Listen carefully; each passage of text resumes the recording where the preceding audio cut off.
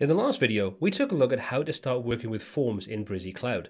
In that video, we saw how to connect it up to use applications, how to send it through to emails, and all those kinds of things. Now also, whenever you send a form via Brizy Cloud, it's also stored in the leads section of your account for that particular website. So for example, if we take a look at the My Project, if we open up using the three dots in the top right hand corner for the project, we'll have a section called Leads. Let's open that up. And inside there, you can see all of the emails that have been sent through.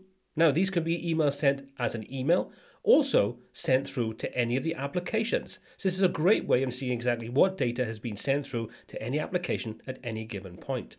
You can go ahead and you can delete these. You can also export them and use them in various different ways. So for example, let's take a look at how we go ahead and export. Let's select all of our leads. Let's go down to the export option and choose that. This then allows us to export these either as an Excel file or as a CSV file.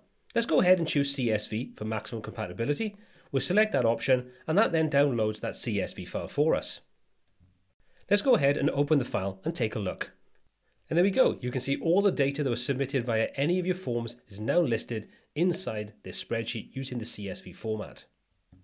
So apart from just exporting, you can also go ahead and delete any leads that you don't want anymore. So let's say, for example, we don't want this first one. We'll select this, choose the delete option. We'll be confirming that we want to delete this. We'll say OK. And that's been deleted now from our leads.